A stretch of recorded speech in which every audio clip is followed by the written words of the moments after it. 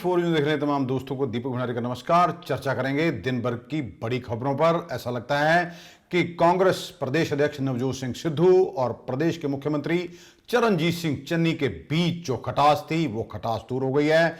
ये भी क्यास लगाए जा रहे हैं कि नवजोत सिंह सिद्धू की ओर से उठाए गए तमाम मुद्दों को हल करने का आश्वासन सरकार की ओर से दे दिया गया है। इसीलिए एक साथ आज मुख्यमंत्री चरणजीत सिंह चन्नी और नवजोत सिंह सिद्धू ने बाद दोपहर प्रेस कॉन्फ्रेंस की और यह ऐलान किया कि पंजाब में अब रेत लोगों को ₹5.5 प्रति फीट मिलेगी। इसी में जमीन मालिक के रेट के साथ हुई खुदाई और भराई भी शामिल है। उन्होंने यह भी कहा कि पहले यह रेत ₹16 तक मिलती थी, जबकि सरकारी रेट ₹9 था। इस वक्त ₹9 रेट मिल रहा है, लेकिन यह भी महंगा है, इसलिए इसे घटा दिया गया है। मंगलवार को करीब 2 घंटे की कैबिनेट की मीटिंग के बाद मुख्यमंत्री चरणजीत सिंह चन्नी ने इसकी घोषणा की और नवजोत सिंह सिद्धू उनके साथ थे।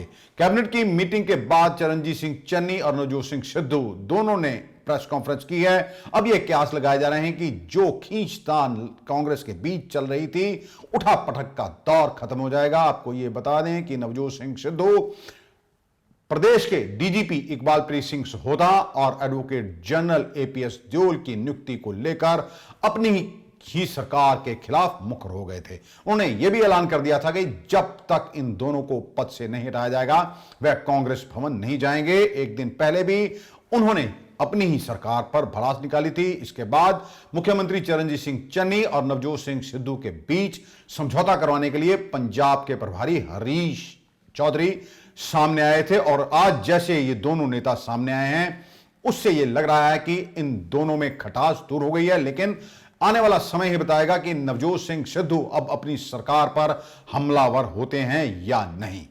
वहीं मुख्यमंत्री चरणजीत सिंह चन्नी की ओर से बड़ा फैसला ले लिया गया है। पंजाब में रिटायरमेंट के बाद भी दोबारा सरकार में नियुक्त अफसरों की छुट्टी कर दी गई है। 9 नवंबर को इस बारे में आदेश भी जारी कर दिए गए हैं। सभी विभागों को इस संबंध में कार्रवाई करने के आदेश जारी कर दिए गए हैं। चन्नी सरकार के इस फैसले से युवाओं के लिए सरकारी नौकरी का रास्ता साफ होगा। अभी तक सरकार रिटायर अधिकारियों के जरिए ही कामकाज चला रही थी। कई मेडिकल कॉलेजों में भी रिटायर्ड प्रोफेसर रीएम्प्लॉयमेंट लेकर काम कर रहे थे, जिसके कारण युवाओं को मौका नहीं मिल रहा था। पंजाब सरकार के आदेश के मुताबिक रिटायरमेंट के बाद जो भी कर्मचारी और अफसर भर्ती किए गए हैं, उन्हें तत्काल प्रभाव से हटा दिया जाएगा। ऐसे अफसरों को चाहे पंजाब सरकार के पर्सोनल विभाग या फिर विभाग ने अपने स्तर पर रखा हो, चाहे वह कॉन्ट्रैक्ट पर रखे गए हों या फिर किसी दूसरे आधार पर, हर एक सूरत में इन्हें हटा दिया जाएगा। पंजाब के डिप्टी उप मुख्यमंत्री सुखजिंदर सिंह रंधावा के दामाद तरुणवीर लहल को एडिशनल एडवोकेट जनरल लगाने पर पंजाब में सियासी बवाल मच गया है। अहम बात यह है कि विरोधी तो आरोप लगा ही रहे हैं, लेकिन अब कांग्रेस के भीतर भी खींचतान शुरू हो गई है। कांग्रेस के विधायक फतेह जंग सिंह बाजवा ने माजा के 3 मंत्रियों के खिलाफ मोर्चा खोल दिया। इनमें डिप्टी सीएम रंधावा के साथ तृप्त राजेंद्र सिंह बाजवा और सुख सरकारिया को भी उन्होंने लपेटा है। इससे अब कांग्रेस की पंजाब के माजा क्षेत्र की सियासत में हड़कंप मच गया है। बाजवा ने कहा कि जब कैप्टन ने मेरे बेटे अर्जुन प्रताप सिंह बाजवा को डीएसपी की नौकरी दी तो रंधावा ने बड़े सवाल उठाए कि हम लोगों के बीच कैसे जाएंगे। आप अपने विधायकों के बेटों को नौकरी दे रहे हो, हमने तो यह नौकरी ठुकरा दी। मैं रंधावा से पूछना चाहता हूं कि वह पंजाब के गृह मंत्री हैं या अपने घर के। हर चीज को अपने घर में ला रहे हैं। अपने दामाद को एडिशनल एडवोकेट जनरल लगाना ये ठीक है?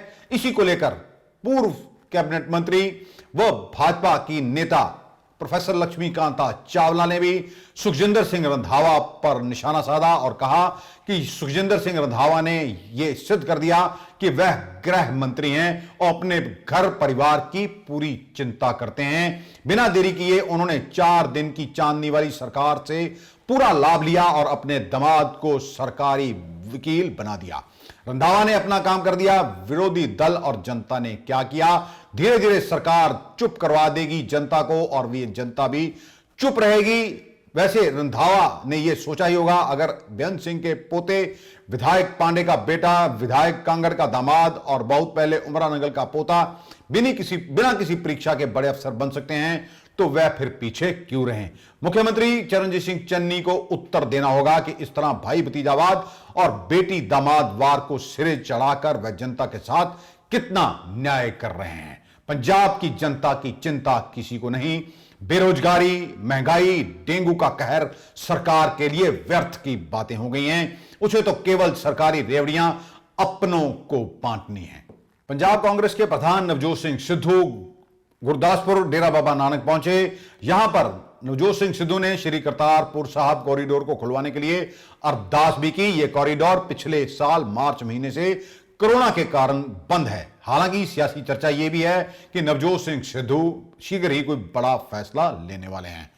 अमृतसर के सुल्तानविंड के रहने वाले एक निवासी सुखविंदर सिंह बब्बू ने जहरीला पदार्थ खाकर आत्महत्या कर ली। मरने से पहले उसने सुसाइड नोट लिखा और एक एएसआई और अपने पड़ोसी पर झूठा केस डालने और धमकाने का आरोप उसमें लगाया गया है। फिलहाल पुलिस की ओर से शव को कब्जे में लेकर कार्रवाई शुरू कर दी गई है। सुसाइड नोट में लिखा है कि उसका अपने पड़ोसी हरभजन सिंह के साथ कमेटी को लेकर झगड़ा चल रहा था, लेकिन हरभजन सिंह ने एएसआई नरेंद्र सिंह के साथ मिलकर उस पर झूठा मामला दर्ज करवा दिया। इतना ही नहीं, उसने एक विधायक के पीए परमजीत सिंह पर भी राजीनामे को लेकर दबाव बनाने की बात की है और उसे धमकियां देने की बात की है। इसके बाद अमृतसर की सियासत गर्मा गई है। देखो 22-23 तरीक के लागे एक ਜਿਹੜਾ ਝਗੜਾ ਹੋਇਆ, ਜਿਹੜਾ ਹਰਭਜਨ ਸਿੰਘ ਮੀਨੋ ਜੇਲਰ ਵਾਲਾ ਜਿਹਨੇ ਸੁਖਵਿੰਦਰ ਸਿੰਘ ਦੇ ਘਰ ਜਾ ਕੇ ਹਮਲਾ ਕੀਤਾ, ਉਹਨੂੰ ਸੱਟਾਂ ਲਾਈਆਂ, ਉਹਦੇ ਬੱਚਿਆਂ ਨੂੰ ਸੱਟਾਂ ਲਾਈਆਂ, ਗੱਡੀ ਭੰਨੀ, ਐਕਟਿਵਾ ਭੰਨੀਆਂ, ਗੋਲੀਆਂ ਚਲਾਈਆਂ। ਔਰ ਮੈਂ ਧੰਨਵਾਦ ਕਰਦਾ ਪੁਲਿਸ ਦਾ, ਪੁਲਿਸ ਨੇ ਉਲਟਿਆ ਸੁਖਵਿੰਦਰ ਸਿੰਘ ਤੇ 326 ਦਾ ਪਰਚਾ ਦਰਜ ਕਰ ਦਿੱਤਾ। ਦੁਰਲਾਹਨਤ ਇਹੋ ਜੀ ਪੁਲਿਸ ਦੇ। ਮੈਂ ਕਮਿਸ਼ਨਰ ਸਾਹਿਬ ਨੂੰ ਬੇਨਤੀ ਕੀਤੀ, ਮੈਨੂੰ ਕਹਿਣ ਲੱਗੇ ਜੀ ਪਰ ਸੱਟਾਂ ਉਹਨਾਂ ਦੇ ਵੀ ਲੱਗੀਆਂ। ਮੈਂ ਸਰ ਜਿਹੜਾ ਘਰ ਆ ਜਾਊਗਾ ਮੇਰੇ ਵੀ ਆ ਕੇ ਕਹੂ ਤਾਂ ਮੈਂ ਵੀ ਕੋਈ ਨਾ ਕੋਈ ਕਰਾਂ। पर वेखो इन्होंने बंद की कार्रवाई होने की बजाय इन्होंने घर भाई 452 नहीं लगी, उल्टा एक उसे कुत्ता फिरता परमजीत पीए बिपलारीए का। मैं कहना बड़ा बड़ा चंगा रहेगा, नहीं तो तेनों भी कुतनियां पैनियां। सुखविंदर सिंह से छोटा है, वो समझ से आए हैं, लिखा लगे प्यार जो लिखा शादी हमने जो 20 सामने आएगा उसके खिलाफ भी। राजस्थान के मुख्यमंत्री अशोक गहलोत ने प्रधानमंत्री नरेंद्र मोदी को पत्र लिखा है, जिसमें उन्होंने कहा है कि केंद्र ने एडिशनल और स्पेशल एक्साइज ड्यूटी पहले तो बहुत ज्यादा बढ़ा दी और बाद में इसे कुछ कम कर दिया गया। साथ ही राज्यों से वैट कम कराने के लिए आपसी कंपटीशन का माहौल बना दिया गया, जो कि कोऑपरेटिव फेडरलिज्म की भावना के खिलाफ है। गहलोत ने प्रधानमंत्री को बताया कि मौजूदा फाइनेंशियल ईयर 2021-22 में स्टेट रेवेन्यू में अक्टूबर 2021 तक 20,000 करोड़ रुपए की कमी आई है। उन्होंने केंद्र सरकार से एडिशनल एक्साइज ड्यूटी और स्पेशल एक्साइज ड्यूटी कम करने की मांग की है। गहलोत ने कहा कि यह ड्यूटी केंद्र ने बहुत ज्यादा बढ़ाई है, जिनका फायदा केंद्र सरकार को मिलता है, राज्यों को नहीं। जबकि राज्यों को जिन टैक्सेस का हिस्सा मिलता था उन्हें केंद्र ने कम कर राज्यों के रेवेन्यू को पहले ही नुकसान पहुंचाया है। गहलोत ने यह भी कहा कि कोविड के दौरान 6 मई 2020 को केंद्र सरकार ने पेट्रोल पर 10 रुपए और डीजल पर 13 रुपए प्रति लीटर एक्साइज ड्यूटी बढ़ाई थी, लेकिन 4 नवंबर 2021 से पेट्रोल पर 5 रुपए और डीजल पर 10 रुपए कम करके जनता को राहत देने की बात की जा रही है। जबकि वास्तविकता यह है कि साल 2021 में पेट्रोल के भाव करीब 27 रुपए और डीजल के भाव करीब 25 रुपए बढ़े हैं। बहुत ज्यादा बढ़ाई गई एडिशनल एक्साइज ड्यूटी में सिर्फ कुछ छूट केंद्र सरकार की ओर से दी गई है। ऐसे में यह कटौती पर्याप्त नहीं है। महाराष्ट्र की सियासत भी गर्मा गई है। महाराष्ट्र के पूर्व मुख्यमंत्री देवेंद्र फडणवीस ने नेशनल कांग्रेस पार्टी के प्रवक्ता और राज्य के अल्पसंख्यक मामलों में मंत्री नवाब मलिक पर मुंबई धमाकों के अभियुक्त सरदार शाहवाली और सलीम पटेल से जमीन खरीदने का आरोप लगाया है। एक प्रेस कॉन्फ्रेंस के दौरान फडणवीस ने कहा कि नवाब मलिक ने सिर्फ 30 लाख रुपए में करोड़ों की जमीन खरीदी। उन्होंने दावा किया कि नवाब मलिक ने साल 1993 में हुए बम धमाकों के अभियुक्त सरदार शाह वली खान के जरिए एलबीसी रोड पर जमीन खरीदी है। एलबीसी रोड पर यह जमीन रणनीतिक रूप से 1,27,000 वर्ग फीट की है। जमीन सॉलिडस नाम की कंपनी के नाम पर रजिस्टर्ड है।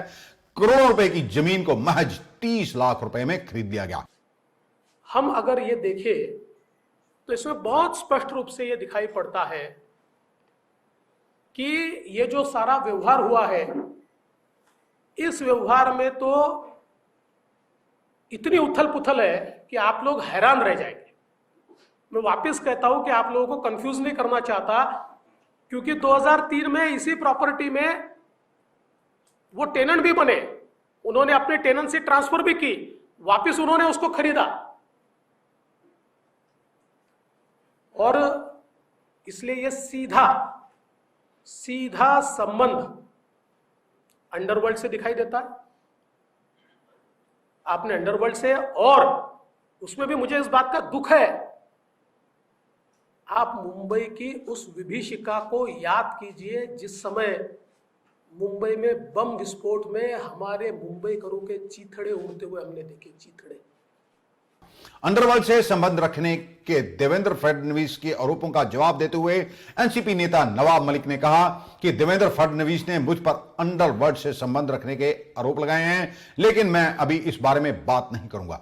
लेकिन देवेंद्र फडणवीस के अंडरवर्ल्ड से क्या संबंध हैं, मैं इसका जवाब आपको कल सुबह प्रेस कॉन्फ्रेंस के दौरान दूंगा। उन्होंने यह भी कहा कि मैंने बम विस्फोट के किसी अभियुक्त से संपत्ति नहीं खरीदी, कानून के मुताबिक ही जमीन खरीदी गई है। आपने अंडरवर्ल्ड का खेल शुरू किया है।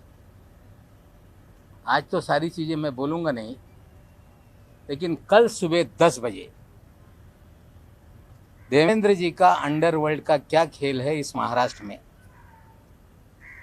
और देवेंद्र जी ने मुख्यमंत्री रहते हुए किस तरह से अंडरवर्ल्ड के जरिए पूरे शहर को हॉस्टेज बना रखा था, कल सुबह 10 बजे उसकी जानकारी देंगे। जहाँ तक सवाल है देवेंद्र जी, आपने अंडरवर्ल्ड का खेल शुरू किया है, तो आपको आज मैं कह रहा हूँ कि सुबह 10 बजे आप कह रहे थे कि बम फोड़ देंगे। ये बम नहीं है, आपने आडंबर खड़ा किया। लेकिन नवाब मलिक कल सुबह अंडरवर्ल्ड का हाइड्रोजन बम मुंबई में गिराएगा और देश को बताएगा कि देवेंद्र फडणवीस किस तरह से अंडरवर्ल्ड के जरिए पूरे शहर को हॉस्टेज बनाए हुए थे, किस तरह से एक अंडरवर्ल्ड का सरगना जो विदेश में बैठकर इस शहर से उगाही करता था, वो सरगना किसके लिए काम करता था, वो अधिकारी किसका खास था। किसान आंदोलन से जुड़े हरियाणा के किसान नेता गुरनाम चड़ूनी ने पंजाब में चुनावी ताल ठोक दी है। चड़ूनी ने पंजाब की फतेहगढ़ साहब सीट से सरबजीत सिंह मक्कन को अपना उम्मीदवार घोषित किया है। हालांकि इस घोषणा में संयुक्त किसान मोर्चा की सहमति नहीं बताई जा रही। उनका कहना है कि आंदोलन खत्म होने तक इंतजार करना चाहिए था। मंगलवार को ही संयुक्त किसान मोर्चा की मीटिंग हो रही है, जिसमें फैसले को लेकर भी मोर्चा अपनी राय स्पष्ट करेगा। इस ऐलान के बाद गुरनाम सिंह चड़ूनी ने किसी पार्टी का नाम घोषित नहीं किया। उनका कहना है कि कुछ किसान संगठन उनका सपोर्ट करेंगे और कुछ सीधे तौर पर राजनीति में नहीं दिखेंगे। पंजाब चुनाव लड़ने के फैसले के बाद सीएम के चेहरे पर चड़ूनी ने कहा कि अभी इस बारे में कोई चर्चा नहीं की गई है। वो कैप्टन अमरिंदर सिंह पर भी बरसे और कहा कि अगर वह केंद्र सरकार से मिलते हैं तो किसानों के बारे में हुई बात को सार्वजनिक करना चाहिए। अब एक नजर सर्राफा बाजार पर। आज गोल्ड लाइव की कीमत 48,000 रुपए रही और विद जीएसटी गोल्ड प्लेट 9950 की कीमत 49,550 रुपए रही। सिल्वर लाइव की कीमत 64,800 रुपए रही और सिल्वर 9999 विद जीएसटी बिल की कीमत 67,100 रुपए रही। आज के लिए बस इतना ही। कल आपके समक्ष फिर हाजिर होंगे। तब तक के लिए नमस्कार।